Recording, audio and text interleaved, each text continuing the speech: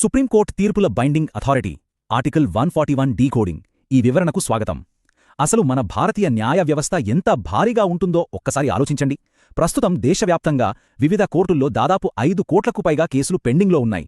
దాన్ని బట్టే దీని తీవ్రత ఏంటో మనం అర్థం చేసుకోవచ్చు. ప్రతిరోజూ వేలాది కోర్టులు అవిశ్రాంతంగా పనిచేస్తూనే ఉంటాయి. మరి ఇంత పెద్ద సిస్టమ్ ఎటువంటి గందరగోళం లేకుండా అసలు ఎలా నడుస్తోంది? ఇది నిజంగా తెలుసుకోవాల్సిన ఆసక్తికరమైన అంశం. ఇలా లక్షలాది కేసులున్నప్పుడు కింది స్థాయి కోర్టులు ఒకే చట్టం మీద భిన్నమైన లేదా పరస్పర విరుద్ధమైన తీర్పులిస్తే పరిస్థితి ఎంత దారుణంగా ఉంటుందో ఊహించండి. దేశమంతటా చట్టమొకటే అయినా ఒక్కో ప్రాంతంలో ఒక్కో జడ్జిగారు ఒక్కో విధంగా తీర్పిస్తే ఇక వ్యవస్థపై నమ్మకమే ఉండదు కదా. ఒకే తరహా నేరానికి ఇక్కడొక శిక్ష, పక్క రాష్ట్రంలో మరో తీర్పుంటే అది పూర్తి గందరగోళానికి దారితీస్తుంది. మరి ఇంతటి కన్ఫ్యూజన్ను ఏది ఆపుతోంది? ఈ ప్రశ్నకు సమాధానమే మన లీగల్ సిస్టంకు అత్యంత కీలకమైన పునాది. ఇక్కడే మనకు బ్రహ్మాస్త్రం లాంటి ఒక రూల్ కనిపిస్తుంది. అదే భారత రాజ్యాంగంలోని ఆర్టికల్ 141. ఇది రాజ్యాంగంలోని ఏదో ఒక సాధారణ ఆర్టికల్ మాత్రమే కాదు, మన మొత్తం న్యాయ వ్యవస్థను స్థిరంగా నిలబెట్టే ఒక స్ట్రాంగ్ పిల్లర్. ఈ యొక్క నియమమే మన చట్టాలన్నింటికీ ఒక స్పష్టమైన దిశానిర్దేశం చేస్తుంది. దీంట్లో ముఖ్యంగా ప్రకటించిన చట్టం లేదా లా డిక్లేర్డ్ అనే మాట కనిపిస్తుంది.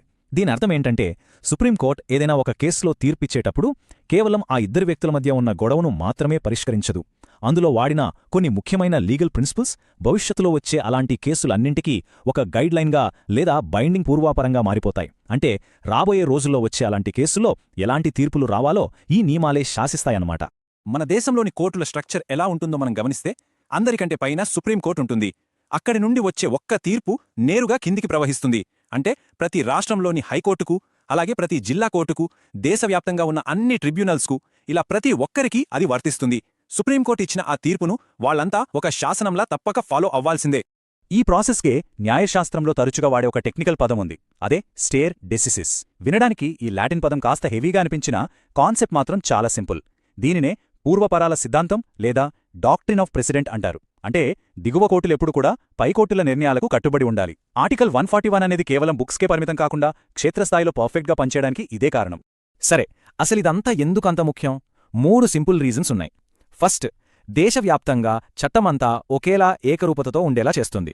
సెకండ్, ఒకే అంశంపై వేర్వేరు కోర్టులు ఇష్టమొచ్చినట్టు విరుద్ధమైన తీర్పులివ్వకుండా ఆపుతోంది. అండ్ థర్డ్, న్యాయ వ్యవస్థలో అత్యంత అవసరమైన క్రమశిక్షణను ఇది కాపాడుతుంది. ఈ 3 అంశాలు ఒక స్ట్రాంగ్ గ్లూలాగా పనిచేసి సిస్టమ్ విచ్ఛిన్నం కాకుండా కాపాడతాయి.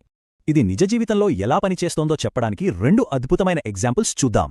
1973 నాటి ఫేమస్ కేశవానంద భారతి కేసును తీసుకుంటే, పార్లమెంటు కూడా రాజ్యాంగం యొక్క బేసిక్ స్ట్రక్చర్ను మార్చలేదు అని దేశానికి ఒక పవర్ఫుల్ సూత్రాన్ని ఇచ్చింది. తర్వాత 1978లో మేనకా గాంధీ కేసులో మన పర్సనల్ లిబర్టీని లేదా వ్యక్తిగత స్వేచ్ఛను సుప్రీంకోర్టు మరింత విస్తృతంగా డిఫైన్ చేసింది.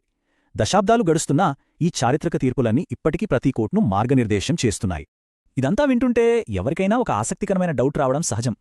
ఒకసారి తీర్పిచ్చాక దేశంలోని కోర్టులన్నీ దాన్ని ఫాలో అవ్వాల్సిందే అనుకున్నప్పుడు మరి సుప్రీంకోర్టు తన సొంత నిర్ణయాన్ని ఎప్పుడైనా మార్చుకోగలదా? ఎందుకంటే కాలంతో పాటు సొసైటీ, టెక్నాలజీ, నైతిక విలువలు అన్నీ మారుతుంటాయి కదా.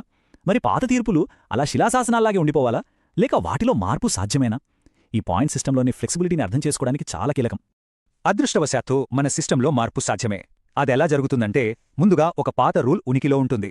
అప్పుడు దేశంలోని కోర్టులన్నీ దానినే తప్పనిసరిగా పాటిస్తుంటాయి. ఆ తర్వాత సుప్రీంకోర్టులో ఒక పెద్ద ధర్మాసనం ఆ కేసును రివ్యూ చేసి ఆ పాత తీర్పుని రద్దు చేస్తుంది. వెంటనే సుప్రీంకోర్టు ప్రకటించిన ఆ కొత్త చట్టం దేశమంతటా అమల్లోకి వస్తుంది. ఈ స్పష్టమైన ప్రాసెస్ వల్ల పాత చట్టం నుండి కొత్త చట్టానికి మారే సమయంలో కూడా ఎలాంటి గందరగోళం ఏర్పడదు. ఈ పవర్ డైనమిక్స్ గ్రౌండ్ లెవెల్లో ఎలా పనిచేస్తాయో ఒక 3 సినారియోస్ ద్వారా క్విక్గా చూద్దాం. మొదటిది, సుప్రీంకోర్టు ప్రాథమిక హక్కులపై ఏదైనా ఒక వివరణ ఇస్తే కింది కోర్టులన్నీ అక్షరాలా దాన్ని ఫాలో అవుతాయి. రెండవది, ఒకవేళ సుప్రీంకోర్టు తీర్పుకు వ్యతిరేకంగా ఏదైనా హైకోర్టు తీర్పు ఇస్తే ఆ తీర్పు చట్టబద్ధంగా చెల్లదు, అది వ్యాలిడ్ కాదు. ఇక మూడవది, పాత తీర్పును మార్చి సుప్రీంకోర్టే కొత్త తీర్పు ఇస్తే ఇక ఆ క్షణం నుండి ఆ కొత్త చట్టమే అందరికీ శిరోధార్యం. ఇది సిస్టమ్ పవర్ను చాలా స్పష్టంగా చూపిస్తుంది. అయితే ఇదంతా కేవలం లాయర్లకి, కోర్టు గదులకే పరిమితం కాదు. దీని ప్రాక్టికల్ ఇంపాక్ట్ మన రోజువారీ జీవితం మీద చాలా ఉంటుంది. ట్రాఫిక్ రూల్స్ దగ్గరనుంచి ఆస్తి వివాదాలు, డిజిటల్ డేటా ప్రైవసీ వంటి వాస్తవిక అంశాలపై ఈ తీర్పులు నేరుగా ప్రభావం చూపుతాయి. ఇవి పాలనా యంత్రాంగంలో జవాబుదారీతనాన్ని పెంచుతూ మనకు దక్కాల్సిన న్యాయాన్ని అనునిత్యం బలోపేతం చేస్తుంటాయి. ఫైనల్గా దీని కాన్స్టిట్యూషనల్ ఇంపార్టెన్స్ ఏంటో ఒకసారి సమీక్షిద్దాం. ఆర్టికల్ 141 అనేది సుప్రీంకోర్టును మన రాజ్యాంగానికి మరియు చట్టాలకు ఫైనల్ ఇంటర్ప్రెటర్గా నిలబెడుతుంది. సిస్టంలో ఎక్కడా హెచ్చుతగ్గులు లేకుండా ఒకేలా ఉండేలా చేస్తుంది. చట్టబద్ధమైన పాలనను దృఢపరుస్తుంది. వీటన్నింటికంటే ముఖ్యంగా మన ప్రజాస్వామ్యానికి పునాది అయిన మన రాజ్యాంగ ఆధిక్యతను ఏమాత్రం చెక్కుచెదరకుండా గట్టిగా రక్షిస్తుంది. సో ఈ మొత్తం వివరణను మనం ఒకే ఒక్క పవర్ఫుల్ వాక్యంలో సమ్మరైజ్ చేస్తే ఆర్టికల్ 141 అనేది సుప్రీంకోర్టు ప్రకటించిన చట్టాన్ని దేశంలోని అన్ని కోర్టులకు తప్పనిసరిగా కట్టుబడి ఉండేలా చేస్తుంది. తద్వారా న్యాయ వ్యవస్థలో ఎక్కడ ఏకరూపత దెబ్బతినకుండా స్థిరత్వాన్ని స్పష్టంగా ఇస్తుంది. మన రాజ్యాంగ నిర్మాతల ముందుచూపుకు ఇదొక గొప్ప నిదర్శనం. ఈ వివరణ ముగించే ముందు మనం ఆలోచించాల్సిన ఒక ఇంట్రెస్టింగ్ పాయింట్ ఉంది. న్యాయ వ్యవస్థను ఇంత స్ట్రాంగ్గా ఉంచే ఒక నియమం మనకుందని తెలిసింది. కానీ ఆ నియమానికి బేసైన పాత తీర్పే పూర్తిగా అవుట్డేట్ అయిపోతే పరిస్థితేంటి? న్యాయం ఎలా ఎవల్యూట్ అవుతుంది? మారుతున్న సొసైటీకి తగ్గట్టు చట్టం తనను తాను ఎలా అప్డేట్ చేసుకుంటుంది? దీని గురించి మీరు ఖచ్చితంగా ఆలోచించండి. సరికొత్త అంశాలతో మళ్ళీ కలుద్దాం.